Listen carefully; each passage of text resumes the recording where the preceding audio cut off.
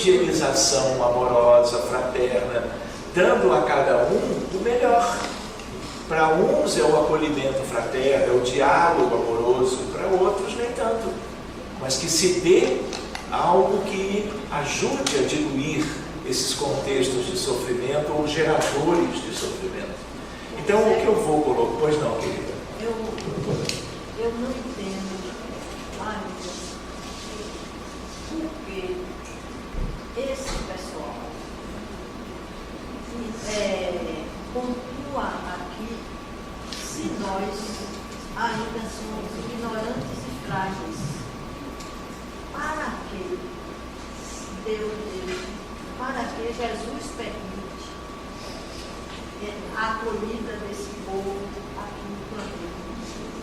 Olha, são desígnios muito superiores, programação de espíritos, os maiores que nós conhecemos. E se Jesus e cada Cristo de cada orbe e que dirige cada humanidade permite, é porque eles sabem o tipo de mundo, o tipo de humanidade, o tipo de necessidade coletiva, o tipo de necessidade espiritual, individual, em termos de preparação para a vida futura num orbe qualquer do universo.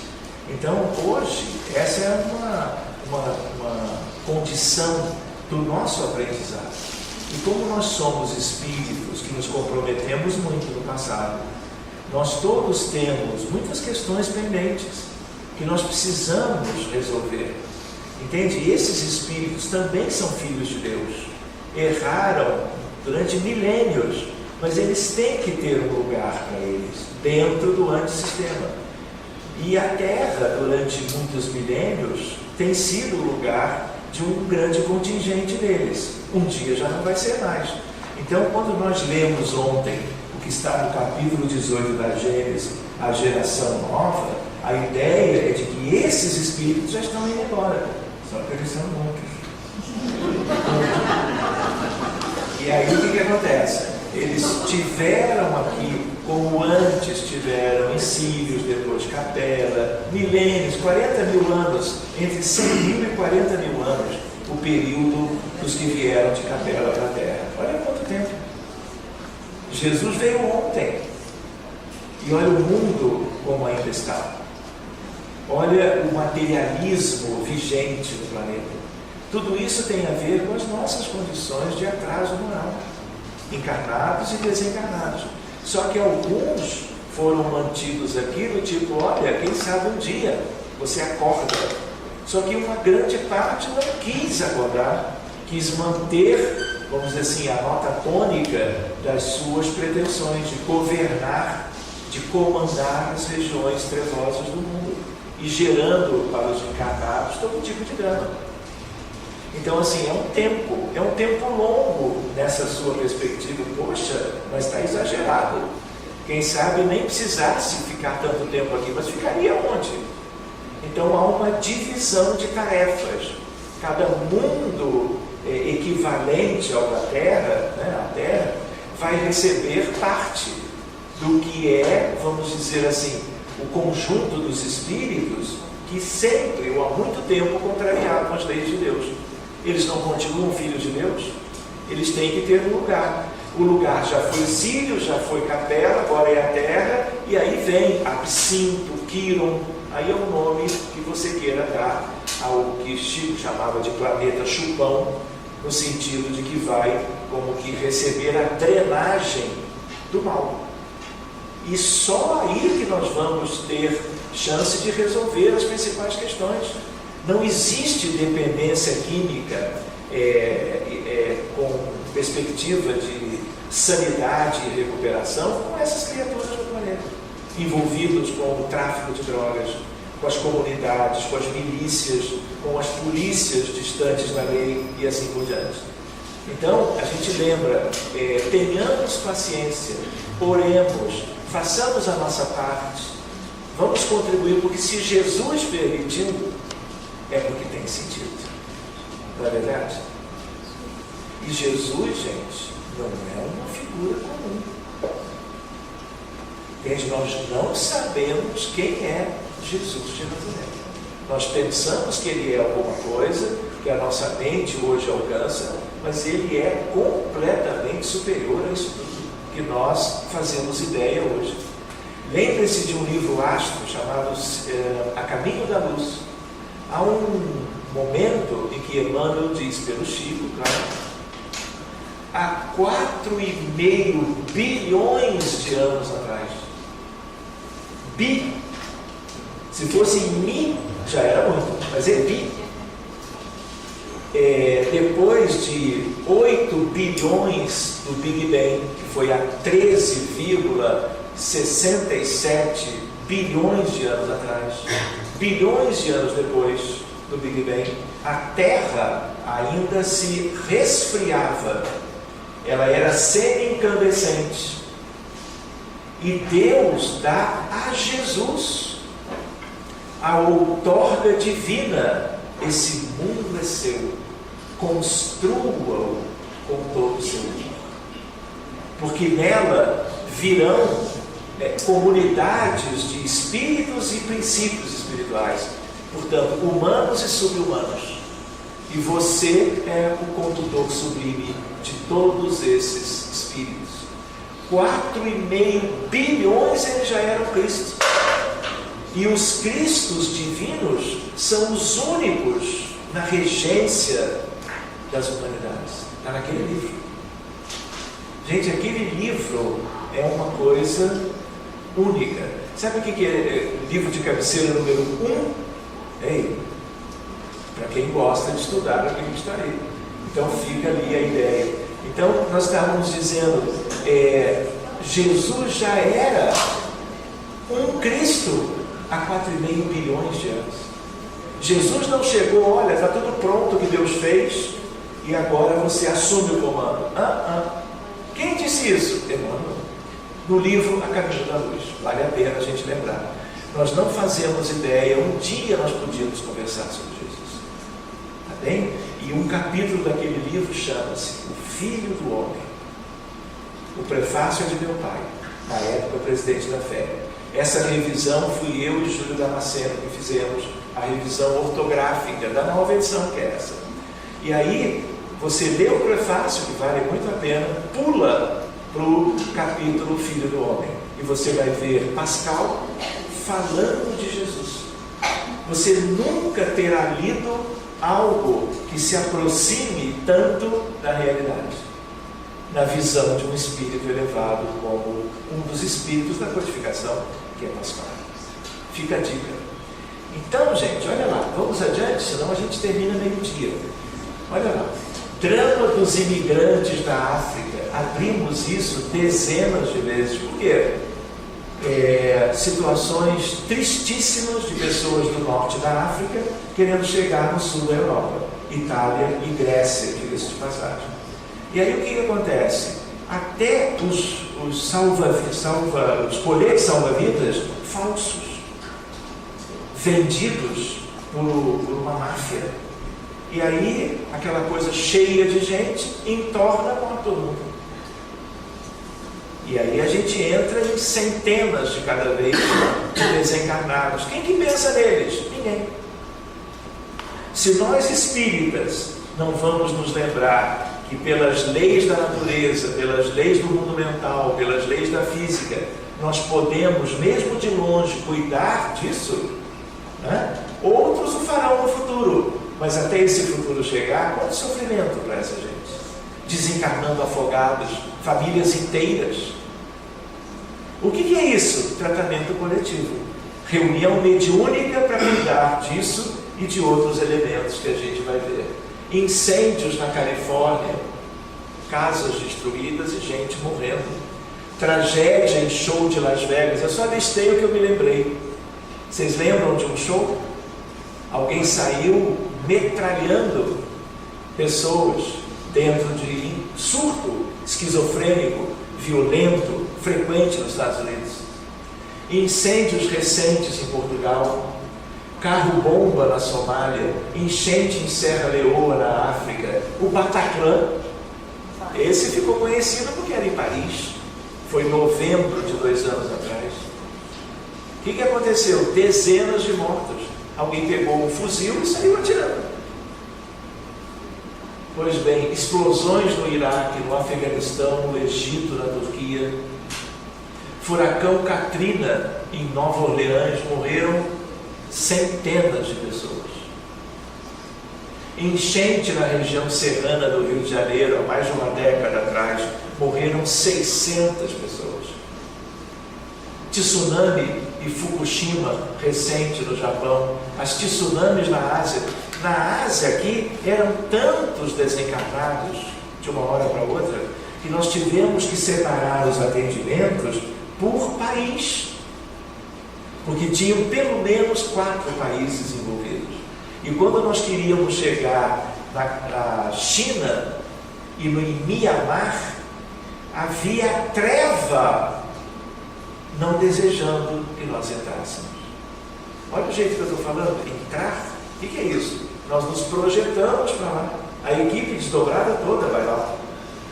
Os desencarnados e os encarnados. E quando eram esses 2 países, houve um enfrentamento. Nós tivemos que trabalhar, parece fantasioso, né? Nós tivemos que cuidar de quem se opunha à nossa entrada para ajudar o povo deles. Porque eles não querem o povo feliz. Vocês entendem isso? E outros não. Quando foi a Índia, sabe, tapete vermelho de Hollywood, da festa do Oscar? A receptividade dos indianos, quando viram a equipe chegando, eles alegres, oravam, agradecendo a iniciativa dos estrangeiros, chegando para ajudar o povo deles.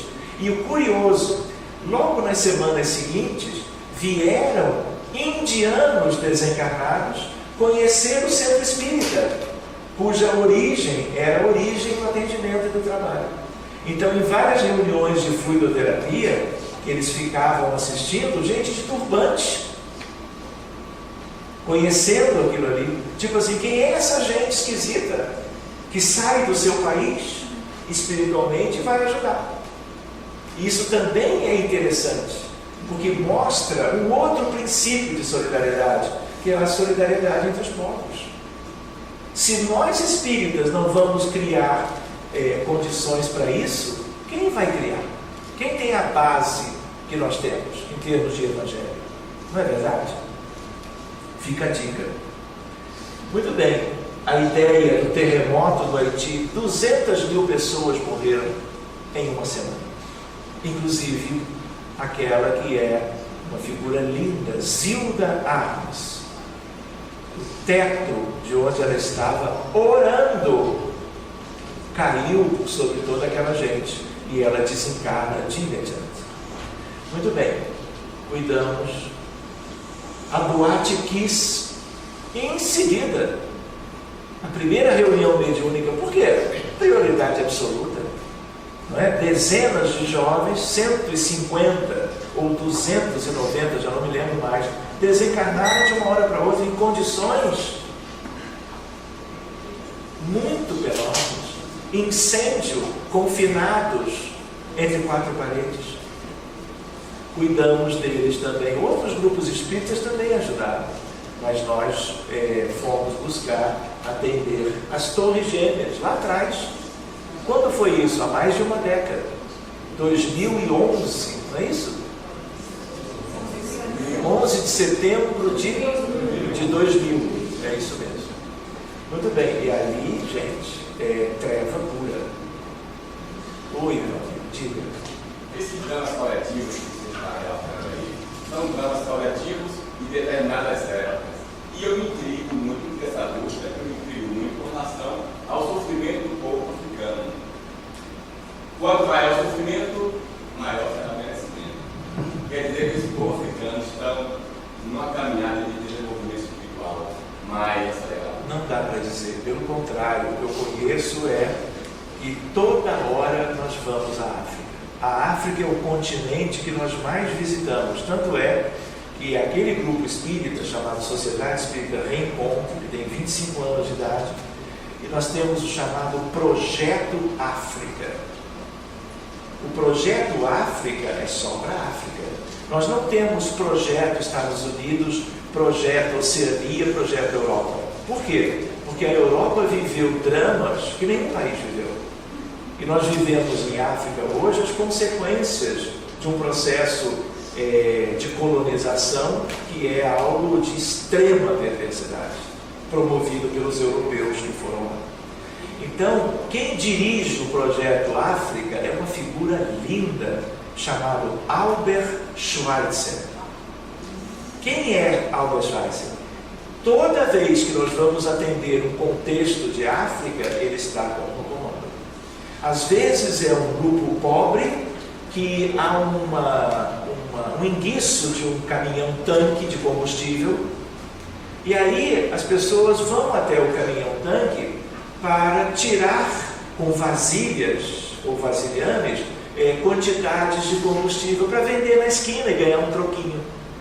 E vai que alguém acende um cigarro. E esses vapores do combustível se espalham na vizinhança do caminhão. E aí aquilo tudo explode. Quantas vezes aconteceu isso? Que eu me lembro todas as vezes que nós soubemos, nós sabemos. E nas primeiras vezes se apresentou esse espírito. E aí nós fomos ver a história dele. É uma história linda. Albert Schweitzer é reencarnação de Johann Sebastian Bach. E aí ele nasce de novo, é um virtuoso músico na Europa, e aí ele faz concertos e ganha o recurso das entradas no concerto. Só que depois, já com uma certa idade, ele entra e faz medicina na Europa, porque ele queria ajudar os africanos, por alguma razão dele, espírito elevado. E aí ele faz medicina, conclui a medicina e continua sendo um músico. Só para a gente ter uma ideia quem é um músico que seria Bach reencarnado. O que ele faz? Ele faz os concertos, adquire recursos e ele vai para o Gabão, Lambarene, no Gabão. Uma miséria só. E aí o que ele faz? Ele faz um hospital de campanha, traz cada vez mais, ele pega os residentes formados na Europa, vem cá, vem para o meu hospital, vem ver o que é atendimento médico. E aí ele dedica todo o restante da vida dele nessa dupla atividade, pela medicina a favor dos doentes de Lambarene, no Gabão, e ao mesmo tempo para a música de alto nível. Na espiritualidade, ele cuida do projeto África. E às vezes eu não percebo, ele me dá um toque, tipo, olha, agora temos que atender isso. Quando nós entramos, ele está sobranceiro, orando, uma figura radiosa no mundo espiritual, a bem de todo o continente africano. Então a África precisa muito. A gente diz que quem já chegou aos 40 anos de idade, é o meu caso, cheguei no outro dia.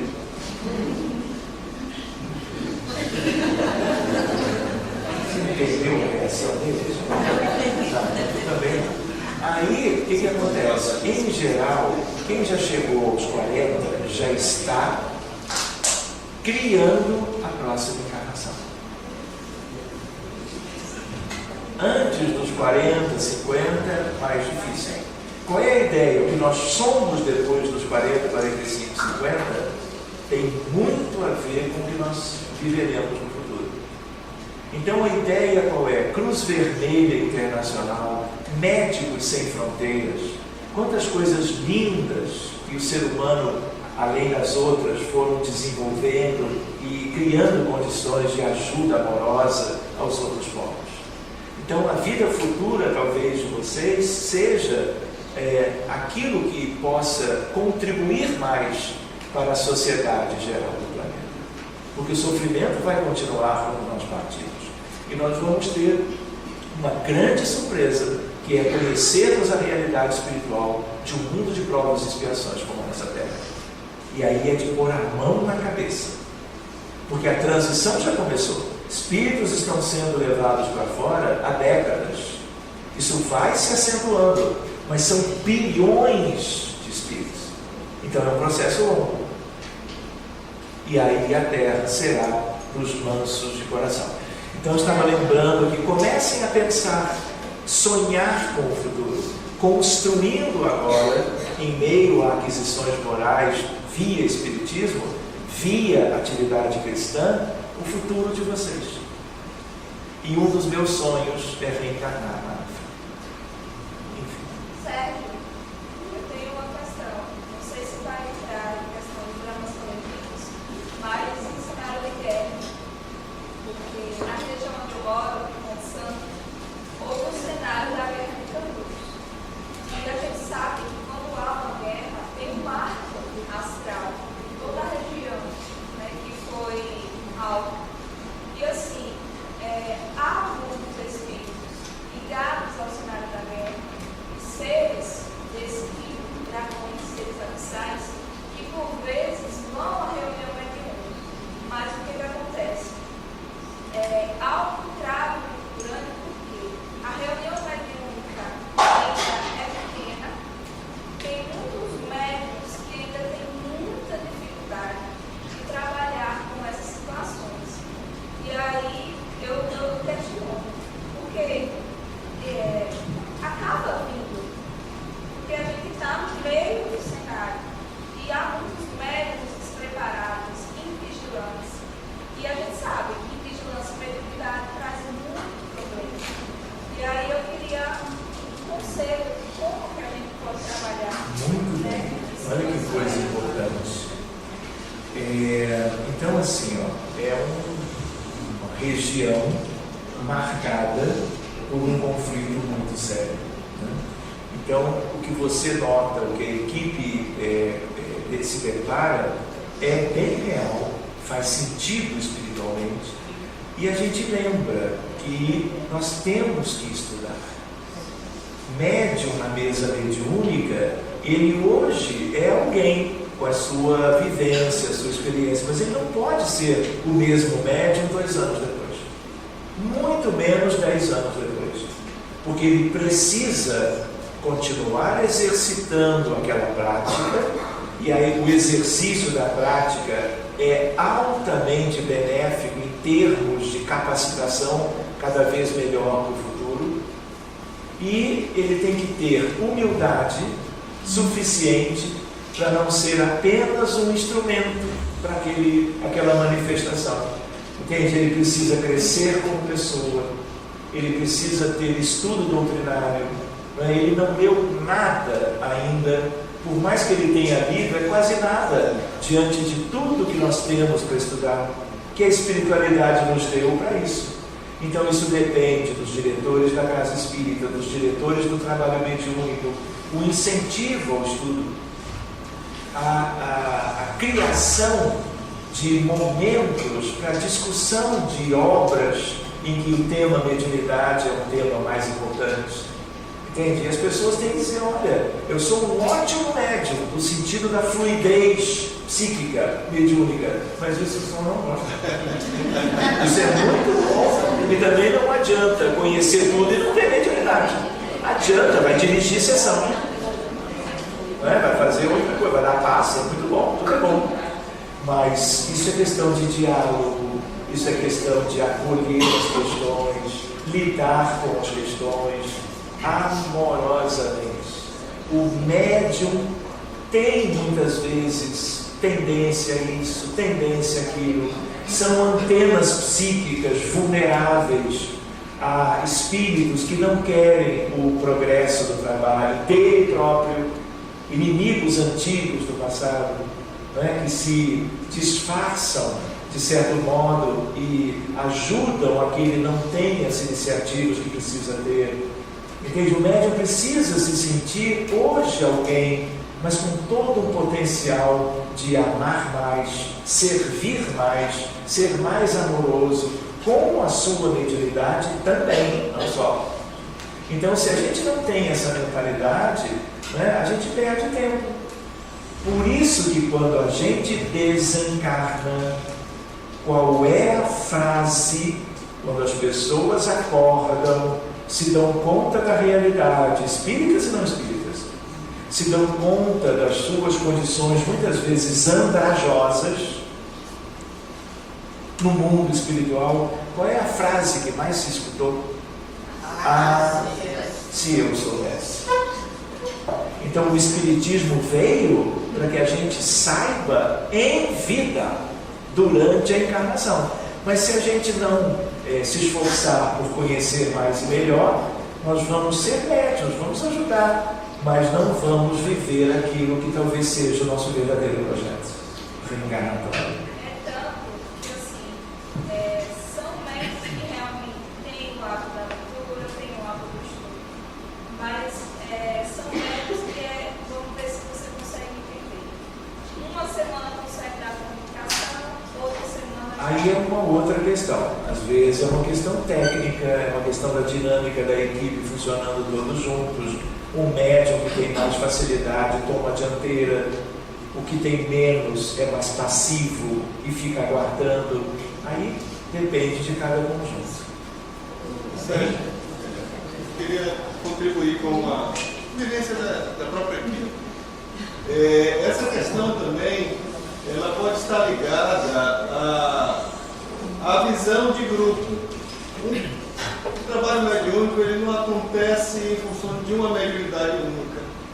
É preciso que tenha ali um nível de harmonia entre os componentes para permitir que essas comunicações aconteçam. Então, às vezes, não é um problema do médium, mas do grupo, no sentido do processo de harmonização do grupo, inclusive da convivência harmônica fora da mediúnica. Perfeito. É muito importante isso, a gente não pode esquecer desse detalhe. E a ideia de que todos devem ter o seu espaço de atuação, num revezamento saudável, não é? Porque todo médium que fica só observando e tem todo o potencial para receber as entidades, é uma perda para todos. Todos perdem. Então tem que haver um equilíbrio entre todos os componentes e os operadores da equipe. Vamos adiante para ganhar tempo? Muito bem, submarino Kursk, isso me impressionou muito. Numa certa altura, já tem 15 anos pelo menos, um submarino russo deixou de fazer contato. E aí ele estava em águas profundas. Só para vocês terem uma ideia, nós abrimos e eu tive chance de conversar por uma médium muito preparada com o comandante do Kursk, quando ele ainda estava vivo. Depois morreram todos, porque não conseguiram que o submarino subisse, o oxigênio acabou, desencarnaram todos. Quando nós soubemos, fomos buscar todos e levá-los, e já conhecíamos o testemunho do comandante do submarino russo.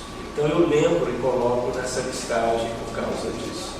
Um submarino argentino recentemente, morreram todos os 44 e nós fomos abrir.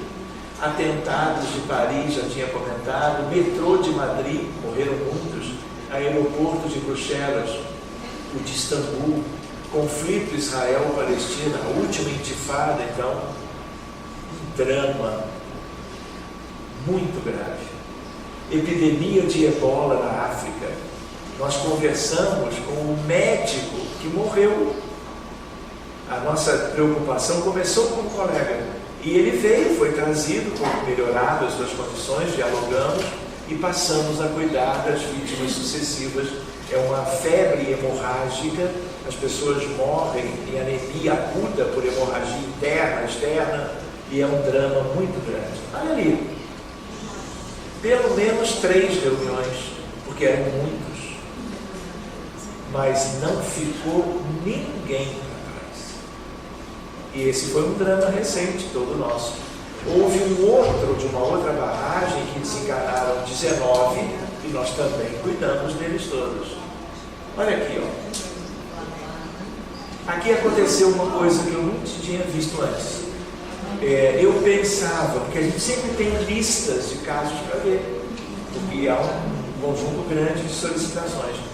E aí eu falei, vou buscar 1 ou 2 e, por efeito de campo, cuidar dos demais.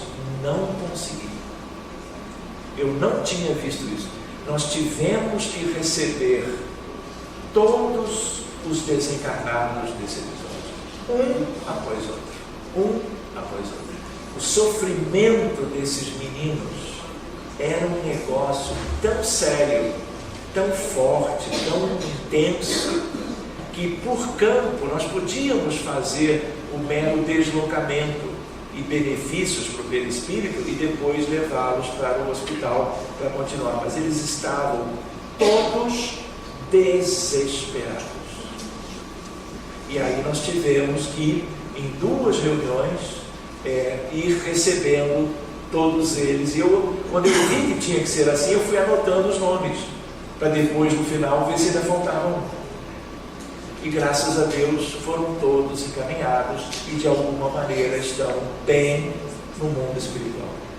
Eu conheço pessoas lindas que até deixaram de torcer para o Flamengo em função da maneira como o time lidou com esse grupo de rapazes. Mas isso é uma brincadeira, é algo à parte. Entenderam a ideia? O que acontece? Eu vejo o noticiário e anoto.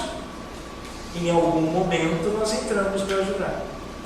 Então isso é uma sugestão de algo que vocês podem treinar e fazer também. E vocês entendem que quanto mais grupos se dedicarem a conhecer a metodologia para aplicá-la a benefício coletivo, todos ganhamos. Um espírito a mais que você acolha de maneira própria é um benefício que é para o mundo todo. Há um entrelaçamento quântico, aliás, entre todas as ovelhas do rebanho de Jesus. Todas. Mas isso a gente conversa depois. Olha lá. Bahamas, onda de calor na Europa em 2003, idosos este ano, 2019, 1.453 idosos franceses morreram em 2 semanas. Quem pensa neles? Os familiares mandam rezar uma missa, se esforçam por alguma coisa de boas vibrações para eles todos, dependendo da sua crença. Mas o Espiritismo e a reunião mediúnica pode oferecer aspectos concretos de auxílio. Feminicídio no Brasil, desabamentos, deslizamentos, chacinas, balas perdidas. Isso tudo está aí. Criança de 2 anos, dentro de casa, tiro de fuzil. Anoto e vamos resgatar. Quem diz que vai estar bem de imediato? Eu não sei. Eu não alcanço isso. Não conheço ninguém que me diga, não, fulano já está bem, não se preocupe. Não tem ninguém que me diga isso. Então a gente vai e confere. Está bem? Deixa. Já foi acolhido? Graças a Deus. Vamos para outro contexto. Mas precisando, mortes recentes na Venezuela, que existe lá, é outra tragédia social, fora os desencarnados, mortos pelo governo, pela polícia. Palestinos na última intifada. Aqui, volta e meia. Dirigentes espíritas de centros pedindo ajuda. Teve uma vez, há pouco tempo, nos Estados Unidos, uma dirigente, a Fátima, brasileira, que criou um centro bacana lá, na região de Massachusetts, perto de Boston. Ela, Sérgio, já tinha ido lá 2 ou 3 vezes. Ela, Sérgio, olha só que coisa esquisita, eu acho que isso é coisa para você. Eu falei, lá vem. E aí, 3 pessoas da assistência do trabalho público doutrinário e 2 médiuns com ideias de suicídio. Na mesma semana. Eu falei, claro, Fátima, você entendeu, aí tem alguma coisa. No que nós entramos, abrimos para um centro espírita. Como já eram 5 pessoas, já não me importava tanto o nome de cada uma. E sim o nome do centro, porque é uma questão sistêmica. E aí encontramos todo um contexto da Igreja Católica nas trevas, se opondo a centro espírita nos domínios deles. com toda uma prepotência, querendo destruir o centro espírita. E aí tinha uma turma lá ligada às cruzadas, ligada aos tribunais da Inquisição, deu um pouquinho de trabalho, mas reverteu. Na outra, eu falei, Sérgio, é impressionante, nunca mais ninguém falou isso. Porque as causas eram espirituais. E tanto frequentadores como trabalhadores eram sensíveis ao que eles queriam, gerar alguma coisa de suicídio para que o centro ficasse mal visto e as pessoas se afastassem do centro. Até isso existe. Existe no Brasil também. Às vezes são federativos. É federativo também. Não é só centro, não. Muito bem. A menina Ágata foi uma menina que foi fuzilada por um policial de costas. A menina Raíssa foi outra. Marielle e Anderson, resgatados. Aviões e helicópteros, tenho tudo anotado. Todos foram devidamente atendidos. O avião da Gol, setembro de 2006, 153 mortos, um Boeing 737. Depois, aquele da TAM em Congonhas, lembram que explodiu, saiu da pista, vinha de Porto Alegre. 187, mais 12 em terra, porque estavam nos galpões da TAM. Lembra disso? Aquele que foi também muito grave, o avião da Air France 447, 31 de maio para 1º de junho de 2009. 228, quase todos brasileiros, que iam para Paris. Era um Airbus. E o piloto parece que foi dormir, e aí uma peça do aparelho não acusou a baixa temperatura, congelou o aparelho e o desnorteou o copiloto. E em vez do copiloto colocar o avião para baixo para poder guiá-lo bem, ele arremete onde estava para cima. E aí ele se desequilibra e acaba, sem que ninguém soubesse a que altura, altitude estivesse, acaba caindo no oceano. Morreram todos. Aqui 2 aviões seguidos da Malaysian Airlines, esse em 14, e logo depois, olha, março e julho. Esse primeiro aqui, ó, nós atendemos logo também. Vou contar a história para vocês. E a ideia de um míssil da Ucrânia, de alguém que era alimentado pela Rússia, e sem saberem quem é que estava voando, miraram um avião de carreira, um avião comercial. E era um avião da Malásia que estava por ali. Posso contar essa história para encerrar? Para vocês verem as questões da mediunidade, né? Era uma quinta-feira pela manhã. A primeira coisa que eu faço quando eu saio de cama, não sei se interessa, é fazer uma xícara de café. Misturado com um pouquinho de leite, café expresso, bem forte, porque senão a minha alma não entra de volta na boca. Ela só entra com o café. E aí, depois eu liguei a televisão, que é um hábito, para ver as notícias. E aí eu vejo a notícia de que caíra um avião grande com muita gente. Quintas-feiras é o dia à tarde de uma das nossas mediúnicas. E eu me lembrei, puxa, é meio que feriado, eu não vou ter equipe para uma questão de maior proporção. E aí eu me lembrei de 2 médiuns amigas, uma brasileira fazendo doutorado em Coimbra, na Universidade de Coimbra, e outra uma cantora linda portuguesa que vive também nos arredores de Coimbra. E eu tinha trabalhado com elas em visita minha a Portugal. Então eu conhecia a condição mediúnica das duas. O que eu fiz? Amigas do WhatsApp. Eu liguei para as duas e disse, olha, meninas, né, primeiro uma, depois outra, eu preciso fazer hoje, não precisava ser hoje, mas quanto mais cedo você socorrer, menos sofrimento. Não é verdade? Quanto mais o tempo passa, mais sofrimento. Eu disse assim, olha, eu precisava da ajuda de vocês me ajudam? Ah, como assim? Falei, olha, eu vou me reunir com uma pequena equipe em Copacabana. Mas eu peço que no horário tal, como o fuso horário do Brasil para Portugal, vocês estejam num lugar confortável, abram uma página de Emmanuel, de um daqueles livros de mensagens, preparem um ambiente e orem, mentalizando Jesus e o grupo de trabalho no Rio de Janeiro. E a nós. Ah, pode deixar, porque eu sabia para quem que eu estava pedindo. Orem, nos ajudando na sustentação. E aí, elas aceitaram a proposta, e eu nunca tinha feito isso. Mas olha que curioso, uma equipe pequena no Rio, e 2 médiums em suas casas, do outro lado do Atlântico, no outro hemisfério, que é o norte.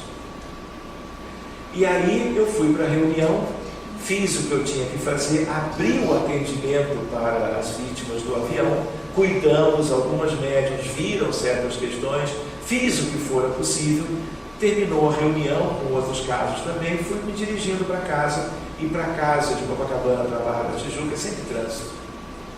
E aí, uma delas me manda uma mensagem: tenho uma psicografia para te entregar. Eu falei, por quê? Ah, porque eu participei de tudo. Eu falei, ótimo, então me manda por e-mail. E o trânsito é tão assim que deu para ler todos os e-mails, ainda no caminho. Né?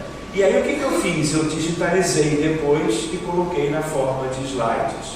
Então vejam algo que dá talvez para nós um pouco mais de sentido da gente disponibilizar as equipes mediúnicas para atender. Vejam a surpresa que eu tive ao ver isso.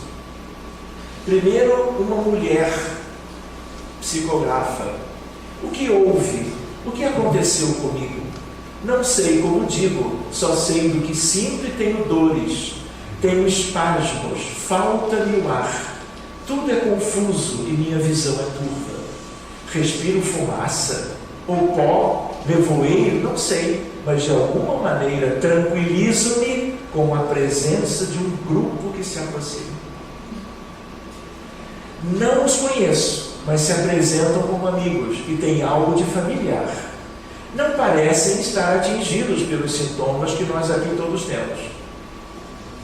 De onde vêm? Não sei, mas eles me levarão. E não sei se é certo que eu vá sem ao menos tentar ajudar esses feridos estendidos no chão. Eles não se mexem, mas podem estar vivos. As reflexões, ela ia passando pela médium.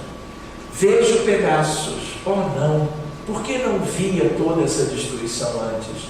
Por causa do nevoeiro, e agora que ele se dissipa, que cena horrível. Sou a única de pé. Não, vejo outros parecendo médicos e alguns seres que se me apresentam como almas penadas. Claro, não conhece o espiritismo, vai chamar como. Pedem-se para que eu narre o que vejo, mas é impossível ver a tudo sem se comover.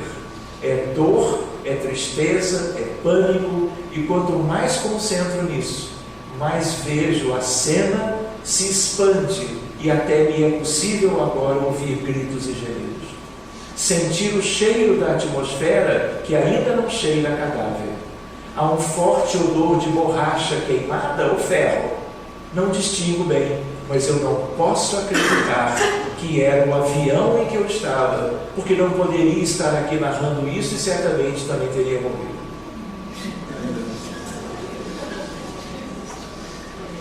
E isso não compreendo. Só me resta refletir para que eu recupere as minhas forças e a minha razão e entenda o que faço. Devo ir a Deus. Um homem agora. Respiro, volto a respirar, volto a sentir, mas de maneira estranha não me vejo. Devo ter ficado cego. Um mal-estar se apossa de mim e vomito muito desde que vim aqui parar. Minha cabeça pende e não consigo manter meu pescoço. O que é isso? Trauma cervical pela queda, atingindo o perispírito, porque o corpo já tinha ido embora, no sentido de não ter mais vida. Ou seja, o trauma físico também traumatizam o perispírito e suas consequências vêm. É possível que eu tenha quebrado, mas estou melhorando e estranhamente meu corpo se ergue, o mal-estar se dissipa. Foi tudo passageiro. Sonho ou pesadelo? Me tiraram da aeronave antes que ela caísse? Como? Mas estou bem. Bons médicos me curaram e agora devo voltar ao meu lar. Médicos desencarnados e médicos encarnados. Enfermeiras desencarnadas e encarnadas também. Muito bem, bom conversar, melhora os ânimos enquanto os remédios agem. Outra mulher, que cabeça pesada, que corpo estranho, não me reconheço. Coisa estranha, o que faço aqui? Corpo mole, pescoço mole, esse corpo não é o meu, vou enlouquecer.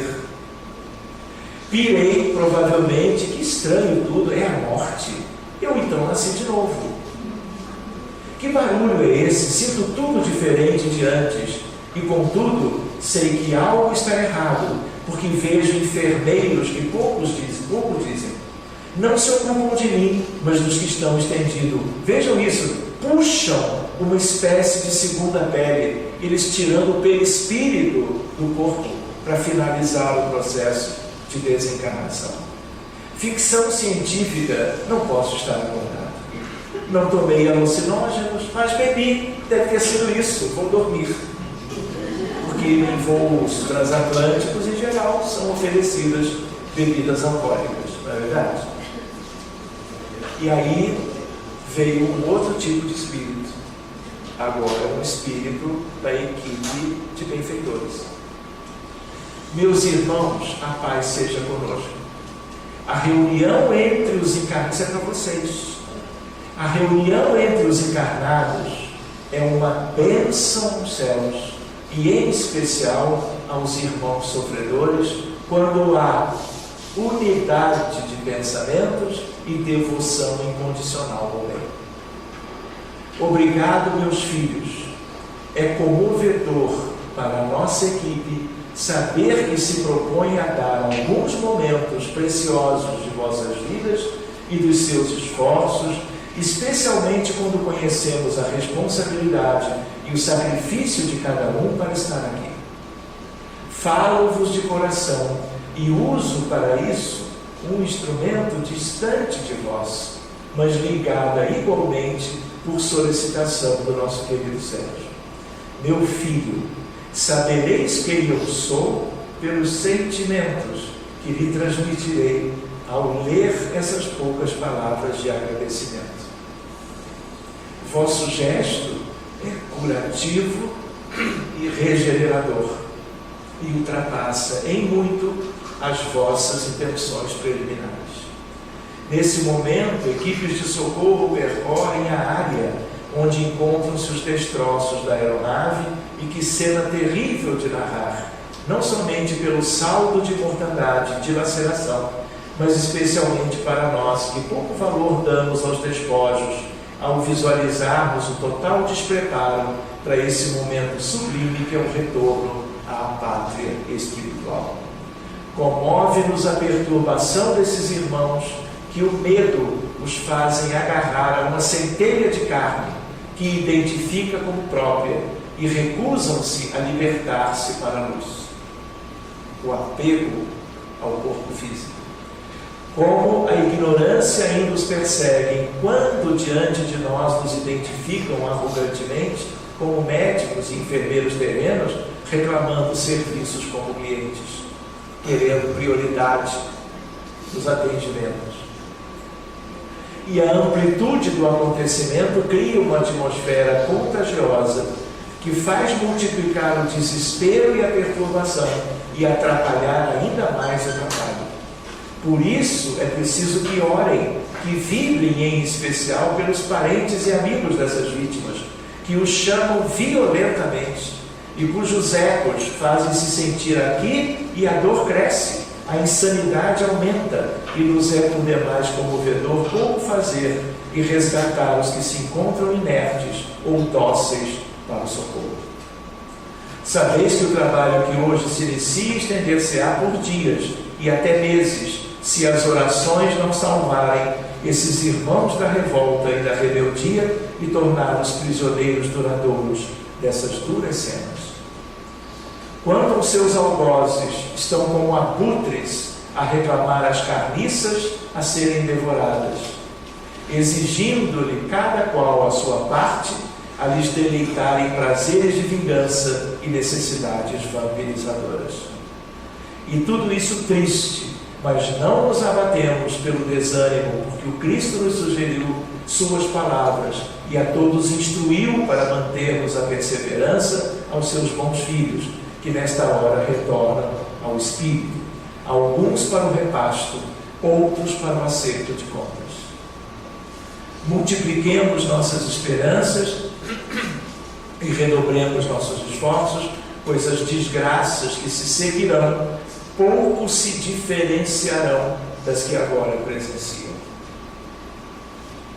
A partida se apressa e a recolha dos irmãos que se alistam na partida involuntária se faz cada vez mais frequente. Vejam isso, não entendeis que, com isso, somente os ignorantes partem, mas também demanda o Mestre a presença de servidores para os serviços celestes no auxílio de irmãos a serem repatriados.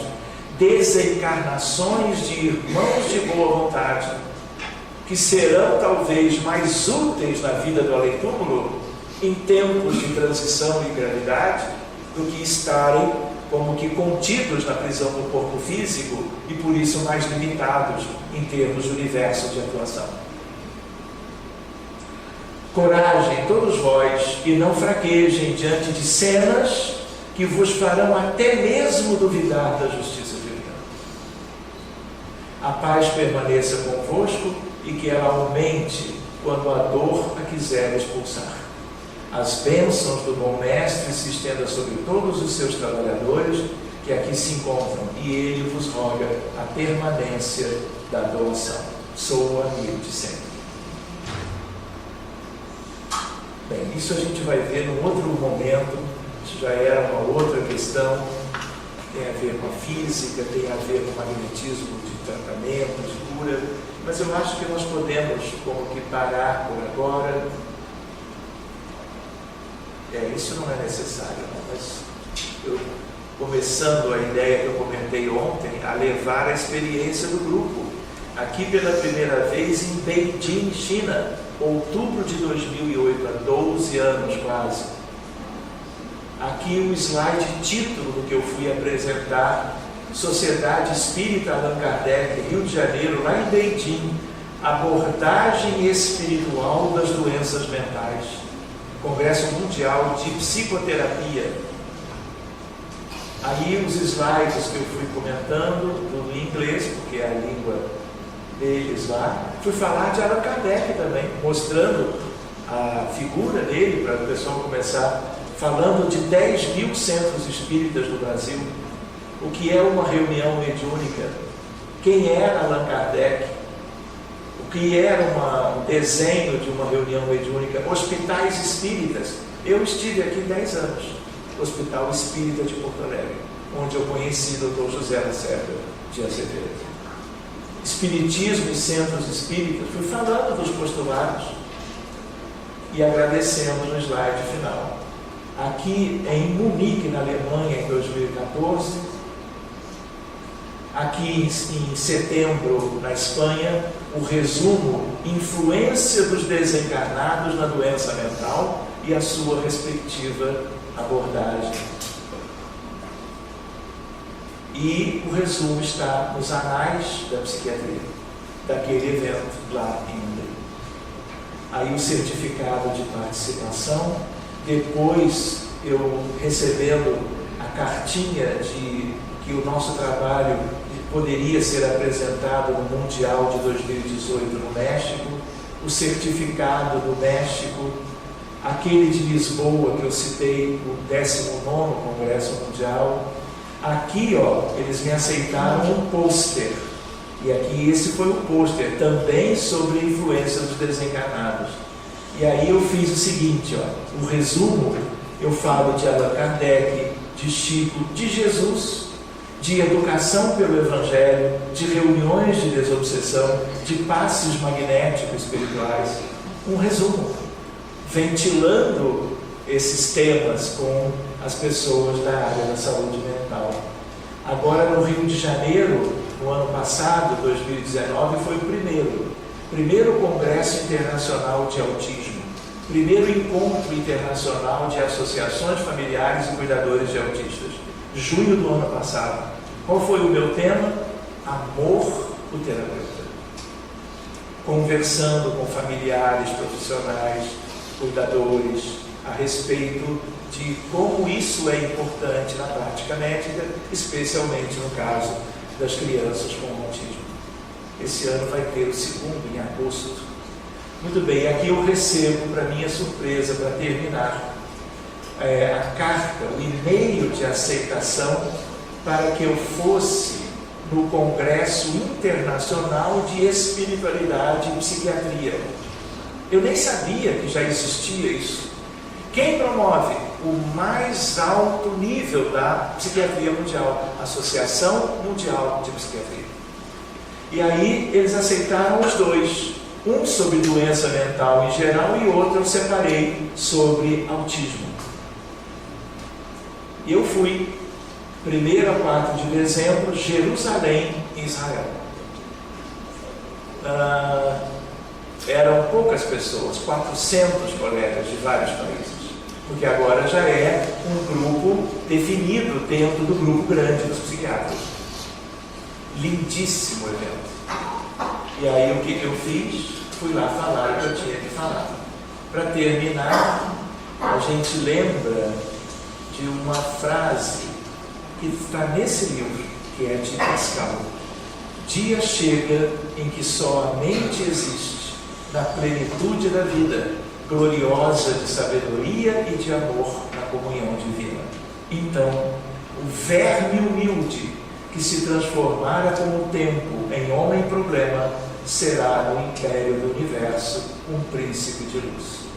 Sejam os pacientes, os familiares, os terapeutas, todos nós. É uma questão de dedicação, esforço e tempo.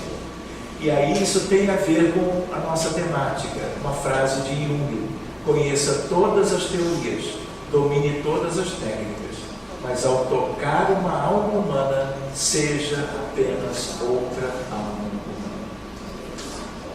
Muito obrigado, Deus.